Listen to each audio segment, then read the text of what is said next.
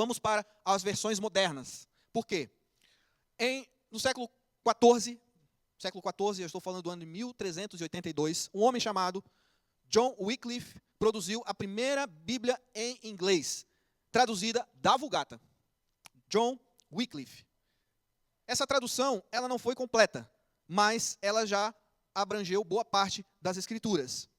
Wycliffe acreditava que cada cristão deveria ter acesso direto às Escrituras, sem a intermediação do clero. Já era meio que uma visão da Reforma, depois de Lutero, alguns anos depois. A partir do final da Idade Média, então, especialmente com a Reforma Protestante, a gente está falando aí do século XVI, o ano 1517 foi quando Martinho Lutero pregou as 95 teses.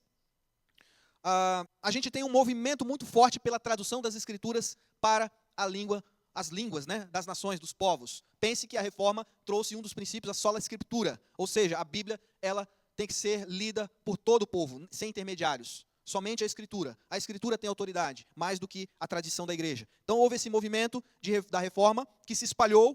Claro que a Reforma ela tem esse símbolo, esse evento da pregação lá de Martinho Lutero nas portas das 95 teses, mas é claro que esse movimento já era sentido, já havia tomado conta da Europa, não só na Alemanha, como em outros lugares também.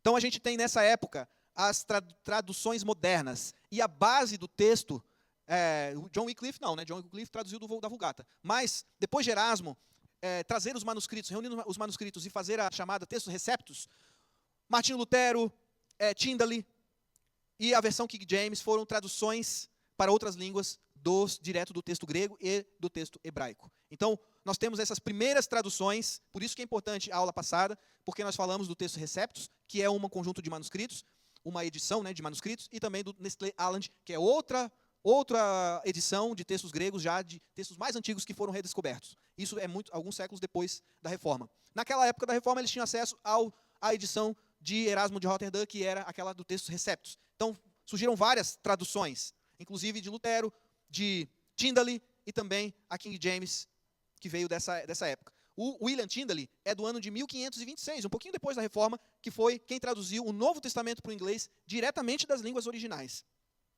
Então, a sua obra é que influenciou na tradução King James, que foi em 1611. A King James, eu falo dela, que é a versão em inglês mais importante dessa época. Bom, dessas versões também nós temos a primeira edição em francês que foi feita, a primeira tradução para o italiano, a primeira tradução para o espanhol e também a primeira tradução para o português, que é o que a gente vai falar agora. E não tem como a gente falar da tradução para o português sem falar de um homem chamado João Ferreira de Almeida. Acho que todos aqui já viram. Se não viram, já viram pelo menos na capa da Bíblia a palavra Almeida. Se refere a esse homem, a esse missionário, pastor e tradutor das Escrituras, que na segunda metade do século XVII, iniciou um trabalho de tradução. Ele nasceu em Torres de Tavares, em Portugal, e iniciou a tradução da Bíblia para o português com apenas 16 anos de idade. Depois de iniciar o seu trabalho de tradução, ele perdeu literalmente toda a sua tradução e teve que reiniciar em 1648. Em 1676, Almeida concluiu a tradução do Novo Testamento.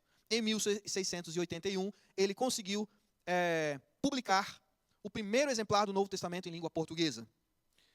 E ele, depois disso, foi para o Antigo Testamento, traduziu desde Gênesis até Ezequiel, capítulo 41, versículo 21, mas ele faleceu antes de concluir. Somente em 1753 foi publicada a primeira Bíblia completa do texto em português, do Antigo e Novo Testamento. Depois, é claro que outros tradutores finalizaram esse trecho que ele deixou, que ele acabou não conseguindo finalizar. Essa tradução foi feita diretamente do hebraico e do grego, e foi utilizado o conjunto de manuscritos, a edição do texto receptos, que é o que se tinha, né, naquela época.